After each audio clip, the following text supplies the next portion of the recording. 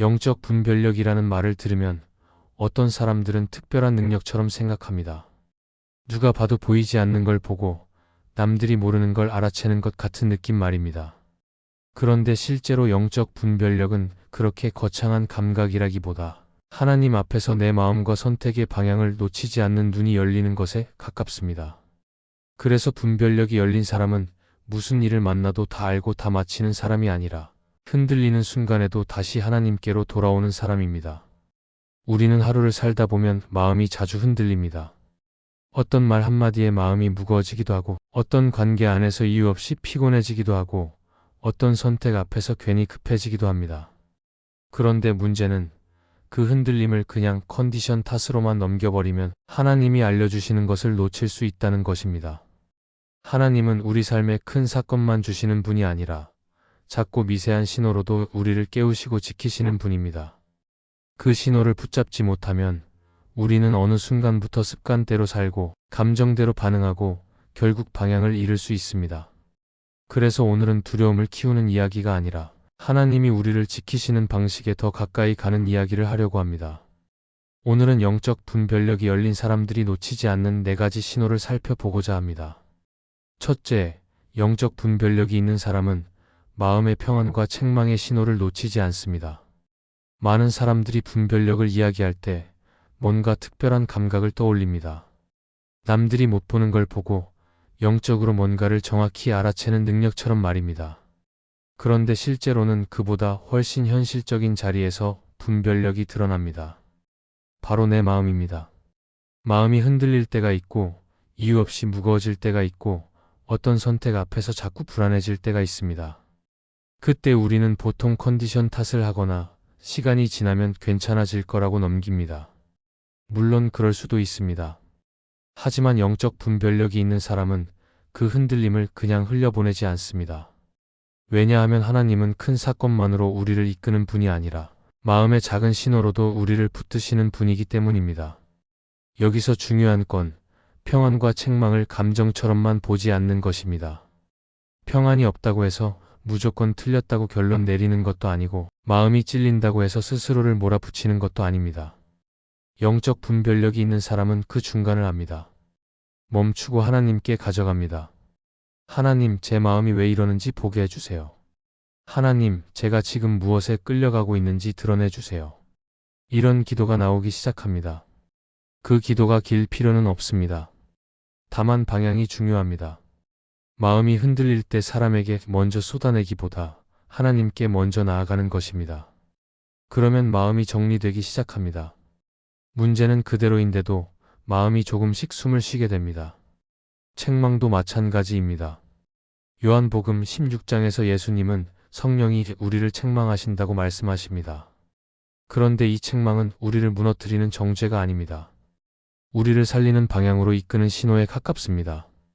우리가 길을 잘못 들었을 때 큰 사고가 나기 전에 알려주는 경고등처럼 말입니다. 그런데 우리는 이 신호를 받을 때 자주 2가지로 반응합니다. 하나는 무시하는 것입니다. 별거 아니라고 넘기고 그냥 계속 가는 것입니다. 다른 하나는 자책하는 것입니다. 나는 왜 이 모양이냐고 스스로를 계속 몰아붙이는 것입니다. 영적 분별력이 있는 사람은 그 둘 다에 오래 머물지 않습니다. 무시하지도 않고 자책에 갇히지도 않고 하나님께로 가서 정직하게 다룹니다. 하나님, 제가 변명하고 있는지 보게 해주세요. 하나님, 제가 회피하고 있는 부분이 있다면 돌아오게 해주세요. 이런 기도는 마음을 무너지게 하기보다 다시 세우는 쪽으로 이끕니다. 그리고 평안도 깊게 보면 더 분명해집니다. 평안은 편안함과 다를 때가 많습니다. 편안함은 내 뜻대로 흘러갈 때도 느낄 수 있지만 평안은 상황이 흔들려도 하나님이 함께 하신다는 확신에서 오는 경우가 많습니다. 그래서 영적 분별력이 있는 사람은 마음이 불편할 때 바로 단정하지 않고 그 불편함의 뿌리를 봅니다. 내 욕심이 나를 재촉하는지, 두려움이 나를 밀어붙이는지, 아니면 하나님이 멈추라고 알려주시는지 살펴봅니다. 그래서 어떤 선택 앞에서 자꾸 마음이 거칠어지고 말이 빨라지고 결정을 서두르게 되면 그 자체를 하나의 신호로 봅니다. 그리고 속도를 늦춥니다. 기도를 다시 붙잡습니다. 말도 조금 줄입니다. 관계도 다시 살핍니다. 결국 영적 분별력이 있는 사람은 감정을 믿는 사람이 아니라 하나님을 믿는 사람입니다. 그래서 평안이 있을 때도 자기 확신만 키우지 않고 책망이 올 때도 절망하지 않습니다. 평안은 하나님이 내 마음을 지켜주시는 확인이 될 수 있고, 책망은 하나님이 나를 다시 부르시는 초대가 될 수 있습니다. 그 신호를 놓치지 않고 하나님께로 방향을 돌릴 때 우리는 흔들려도 길을 잃지 않게 되고, 무엇보다 하나님이 우리를 지키시는 방식 안에서 점점 단단해질 것입니다. 둘째, 영적 분별력이 있는 사람은 말과 관계의 열매에서 드러나는 신호를 놓치지 않습니다. 우리는 영적인 것을 생각할 때 자꾸 특별한 체험이나 느낌을 떠올립니다. 어떤 순간에 갑자기 마음이 뜨거워지고 강한 확신이 생기고 눈물이 나고, 그런 경험을 분별의 기준처럼 붙잡기도 합니다. 그런데 신앙이 자라면서 조금씩 알게 되는 게 있습니다. 진짜 영적인 상태는 순간의 느낌보다 결국 내 말과 관계에 남는 열매로 더 분명하게 드러난다는 것입니다. 그래서 영적 분별력이 있는 사람은 무엇보다 말과 관계를 살핍니다. 요즘 내 말이 어떤 결을 가지고 있는지, 요즘 내 관계가 어떤 방향으로 흘러가고 있는지, 그 안에 하나님이 주시는 신호가 자주 숨어 있기 때문입니다. 야고보서 3장은 혀에 대해 말하면서 작은 불씨가 큰 숲을 태우듯 말이 사람을 무너뜨릴 수 있다고 말합니다. 이 말씀은 우리에게 아주 현실적인 기준을 줍니다. 영이 건강하면 말이 완벽해진다는 뜻은 아닙니다. 여전히 실수할 수 있고 여전히 감정이 올라올 수 있습니다. 그런데 영이 건강한 사람은 말이 계속 같은 방향으로 무너지지 않습니다. 말이 한번 날카롭게 나갔다면 그걸 그냥 두지 않고 돌아옵니다. 사과할 줄 알고 다시 부드럽게 말할 줄 알고 말의 방향을 다시 세우려는 마음이 있습니다. 반대로 영이 지치고 어두워질 때는 말이 더 쉽게 거칠어집니다. 말이 공격적으로 변하고 조급해지고 사람을 평가하는 말이 늘어나고 뒷말이나 불평이 자연스럽게 섞입니다. 그때 영적 분별력이 있는 사람은 이렇게 생각합니다. 내가 지금 누군가를 문제로 보기 시작했구나. 내가 지금 하나님을 보기보다 사람을 붙잡고 있구나. 이게 하나의 신호구나 하고 말입니다. 관계도 같습니다. 관계에서 나타나는 열매는 우리 영의 거울이 될 때가 많습니다. 내가 만나는 사람마다 자꾸 갈등이 생기고 작은 일에도 마음이 상하고 누군가의 말이 쉽게 나를 흔들고 관계가 계속 소모적으로 흐른다면 우리는 보통 상대를 먼저 떠올립니다. 저 사람이 문제야, 저 사람이 이상해. 물론 상대가 잘못할 수도 있습니다. 그러나 영적 분별력이 있는 사람은 거기서 한 번 더 들어갑니다. 하나님, 제 마음이 왜 이렇게 쉽게 흔들리는지 보게 해주세요. 하나님, 제가 지금 무엇을 붙잡고 있는지 드러내 주세요. 관계의 문제를 통해 내 안의 두려움, 인정욕구, 비교, 통제하려는 마음이 드러날 때가 많기 때문입니다. 영적 분별력은 상대를 판단하는 기술이 아니라 내 마음의 중심을 하나님 앞에서 보게 하는 빛에 가깝습니다. 그리고 관계의 열매에서 가장 자주 보이는 신호는 이것입니다. 내가 사람을 대할 때 그 사람이 내 옆에서 더 가벼워지는지 아니면 더 무거워지는지입니다. 내 말과 태도 안에서 상대가 숨을 쉬는지 아니면 자꾸 눈치를 보게 되는지입니다. 우리가 완벽할 수는 없지만 영이 건강할 때는 사람을 살리는 방향이 조금씩 살아납니다. 상대가 실수해도 쉽게 정죄하지 않고 상대를 이기기보다 이해하려고 하고 다름을 받아들이는 여유가 생깁니다. 반대로 영이 지칠 때는 같은 상황에서도 말이 더 딱딱해지고 관계가 더 좁아집니다. 그리고 이상하게도 그때는 내가 옳은 말을 하고 있는데도 주변에는 평안이 아니라 긴장이 쌓입니다. 영적 분별력이 있는 사람은 이 긴장을 그냥 두지 않습니다. 내가 옳다고 느끼는 것과 하나님이 기뻐하시는 방향이 항상 같지 않을 수 있다는 것을 알기 때문입니다. 그래서 영적 분별력이 있는 사람은 말과 관계에서 신호가 올 때 먼저 방향을 바꿉니다. 말이 날카로워지면 속도를 늦추고 관계가 소모적으로 흐르면 잠깐 멈추고 하나님 앞에서 마음을 정리합니다. 그리고 필요한 경우에는 아주 구체적인 순종을 선택합니다. 먼저 사과합니다. 먼저 안부를 묻습니다. 말을 줄이고 경청을 늘립니다. 판단을 잠깐 내려놓고 그 사람을 위해 기도합니다. 이런 선택은 대단해 보이지 않지만 영을 살리는 길입니다.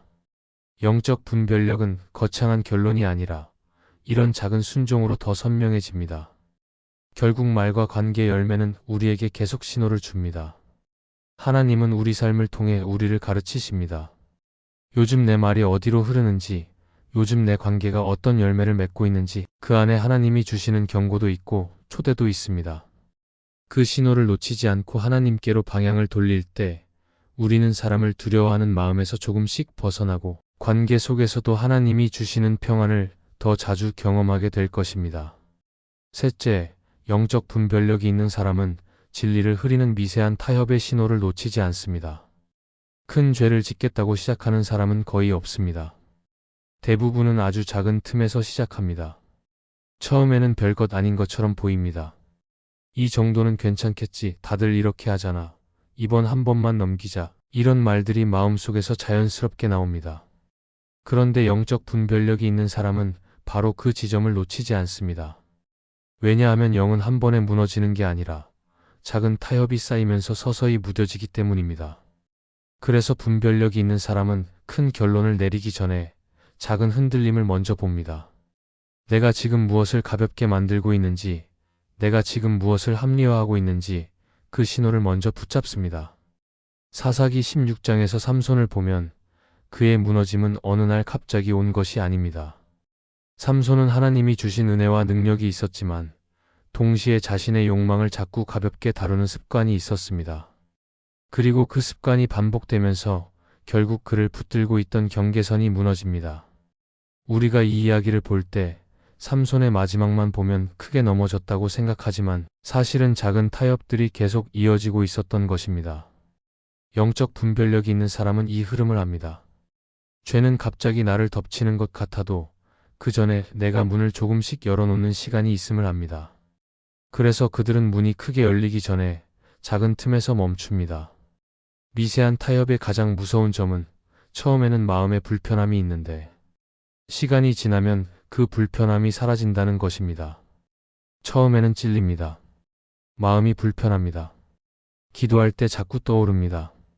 그런데 계속 넘어가면 어느 순간 익숙해집니다. 그리고 익숙해지는 순간 우리는 더 이상 신호를 신호로 느끼지 못합니다. 영적 분별력이 있는 사람은 이 과정을 두려워합니다. 그래서 그들은 불편함을 빨리 없애려고 하지 않고 오히려 그 불편함을 하나님 앞에서 다룹니다. 하나님, 제 마음이 왜 불편한지 보게 해주세요. 하나님, 제가 지금 편한 쪽으로만 가고 있는지 보게 해주세요. 하나님, 제가 무뎌지고 있다면 다시 깨워주세요. 이렇게 기도하면서 말입니다. 그 불편함이 사라지기 전에 하나님께로 방향을 돌리는 것입니다. 그리고 타협은 보통 진리를 완전히 부정하는 형태로 오지 않습니다. 오히려 진리를 조금 흐리게 만드는 방식으로 옵니다. 말씀은 알지만 지금은 상황이 특별하잖아. 원칙은 맞지만 현실은 다르잖아. 내가 하려는 건 나쁜 게 아니라 어쩔 수 없는 선택이잖아. 이런 식으로 진리가 부드럽게 희석됩니다. 겉으로는 합리적인 말처럼 들리지만 그 말이 계속 반복되면 진리의 선명함이 흐려지고 결국에는 내가 기준이 되어버립니다. 영적 분별력이 있는 사람은 여기서 멈춥니다. 하나님, 제가 진리를 이용하고 있는지 보게 해주세요. 하나님, 제가 말씀을 내 편으로 만들고 있는지 드러내주세요. 이 기도가 시작되면 타협의 힘이 약해지기 시작합니다. 진리는 나를 눌러서 괴롭게 하려는 게 아니라 나를 살리기 위해 주신 빛이기 때문입니다. 또 하나 중요한 신호는 말씀이 부담이 아니라 불편함으로 바뀌는 순간입니다. 말씀이 나를 살리는 소리로 들리기보다 나를 방해하는 소리로 들릴 때가 있습니다. 그때 우리는 말씀을 멀리하기가 쉽습니다. 예배를 대충 넘기고 기도를 줄이고 말씀을 읽어도 마음이 들어오지 않습니다. 그런데 영적 분별력이 있는 사람은 이걸 놓치지 않습니다. 아, 내가 지금 뭔가를 놓치고 있구나. 아, 내가 지금 하나님보다 내 욕심을 더 붙들고 있구나. 그리고 다시 기본으로 돌아갑니다. 길게 뭘 하려는 게 아니라 작은 순종부터 다시 시작합니다. 정직해지기, 멈추기, 내려놓기, 사과하기, 끊기, 이런 작은 결단들이 미세한 타협을 끊는 실제적인 방법이 됩니다. 결국 영적 분별력은 큰 사건을 마치는 능력이 아니라 작은 타협을 알아채고 멈추는 능력입니다. 하나님은 우리를 무너뜨리려고 신호를 주시는 것이 아니라 지키려고 신호를 주십니다. 그 신호를 붙잡고 하나님께로 돌아갈 때 우리는 무뎌지지 않고 길을 잃지 않고 더 선명한 진리 안에서 자유롭게 걸어가게 될 것입니다. 넷째, 영적 분별력이 있는 사람은 반복되는 유혹과 패턴의 신호를 놓치지 않습니다. 우리는 종종 유혹을 한 번의 사건으로 생각하지만 실제로는 유혹은 반복을 통해 힘을 얻습니다. 한 번의 실수로 끝나는 것이 아니라 그 실수가 습관이 되고 습관이 결국 마음의 길이 될 때가 많습니다. 그래서 영적으로 깨어있는 사람은 그 반복의 패턴을 무심히 넘기지 않습니다. 왜 같은 자리에 자꾸 서게 되는지, 왜 같은 유혹 앞에서 마음이 흔들리는지 그 이유를 하나님 앞에서 묻습니다. 그들은 넘어짐보다 방향을 중요하게 생각합니다. 완벽하게 서 있는 것이 아니라 무너져도 빨리 돌아오는 것을 더 귀하게 여깁니다. 반복되는 유혹에는 공통점이 있습니다. 언제나 비슷한 상황에서 시작됩니다. 마음이 지치거나 외로움이 깊어질 때, 인정받지 못했다고 느낄 때, 혹은 불안이 커질 때 유혹은 그 틈을 노립니다. 그래서 영적 분별력이 있는 사람은 유혹의 내용보다 그 타이밍을 봅니다. 나는 언제 가장 흔들리는가? 어떤 상황에서 하나님이 작게 느껴지는가? 어떤 감정이 올라올 때 내가 약해지는가? 이런 질문을 스스로에게 던집니다. 그리고 그 감정이 올라올 때 하나님께 미리 나아갑니다. 유혹을 피할 수 없을 때라도 그 패턴을 인식하고 하나님께 마음을 드리면 유혹의 힘은 약해집니다. 창세기 4장에서 가인은 하나님께서 자신의 제사를 받지 않자 분노했습니다. 그때 하나님은 가인에게 죄가 내 문 앞에 엎드려 있다. 너는 그 죄를 다스려야 한다고 말씀하셨습니다. 그러나 가인은 그 말을 듣고도 멈추지 않았습니다. 결국 그의 분노는 살인으로 이어졌습니다. 만약 그가 그 경고를 신호로 받아들였다면 그의 이야기는 달라졌을 것입니다. 하나님은 가인에게 분노라는 감정을 미리 알려주셨고 그 안에서 스스로를 돌아보게 하셨지만 그는 그 신호를 놓쳤습니다. 영적 분별력이 있는 사람은 이런 신호를 놓치지 않습니다. 감정이 올라올 때 그 감정 속에 숨어있는 하나님 말씀을 봅니다. 하나님은 죄를 보기 전에 우리에게 먼저 신호를 주시기 때문입니다. 우리가 자주 실수하는 이유 중 하나는 유혹이 처음에는 무겁게 느껴지지 않기 때문입니다. 그래서 이 정도는 괜찮겠지라고 생각하며 지나갑니다. 하지만 하나님은 그 작은 반복 속에서 우리 마음의 방향을 보십니다. 유혹의 내용보다 방향이 더 중요합니다. 하나님께 가까워지는 선택인지 멀어지는 선택인지 그 기준만 놓치지 않으면 우리는 다시 돌아올 수 있습니다. 영적 분별력이 있는 사람은 이 사실을 압니다. 그래서 그들은 유혹에 넘어졌다고 해서 절망하지 않고 그 유혹을 통해 자신을 더 깊이 이해하고 하나님께 더 가깝게 나아갑니다. 존 스토트는 그의 책 현대 사회와 그리스도인의 책임에서 이렇게 말했습니다. 거룩은 단번에 완성되는 결과가 아니라 날마다 새롭게 선택되는 방향이다. 이 말은 분별의 본질을 잘 보여줍니다. 영적으로 분별력이 있는 사람은 유혹이 없는 사람이 아니라 유혹이 올 때마다 하나님 쪽으로 방향을 돌리는 사람입니다. 유혹이 올 때마다 다시 선택하고 다시 기도하고 다시 일어서는 반복 속에서 영이 자랍니다. 그래서 하나님은 완벽한 사람보다 계속 돌아오는 사람을 더 귀하게 여기십니다. 영적 분별력이 있는 사람은 이렇게 고백합니다. 나는 아직 완벽하지 않지만 하나님께로 향하고 있습니다. 그 마음이 바로 깨어있는 마음입니다. 반복되는 유혹이 나를 실망시키기보다 하나님이 나를 여전히 다루고 계시다는 증거가 될 수 있습니다. 중요한 건 완벽함이 아니라 방향입니다. 오늘도 하나님께로 한 걸음 더 가까이 가려는 마음, 그 마음이 있을 때 하나님은 우리를 다시 세우시고 반복 속에서도 성숙으로 이끄실 것입니다. 오늘의 말씀이 은혜가 되셨다면 댓글에 아멘이라고 적어주시면 감사하겠습니다. 여러분들이 남겨주시는 댓글은 정말 큰 힘이 됩니다. 그리고 여러분들이 눌러주시는 좋아요와 구독도 큰 힘이 됩니다.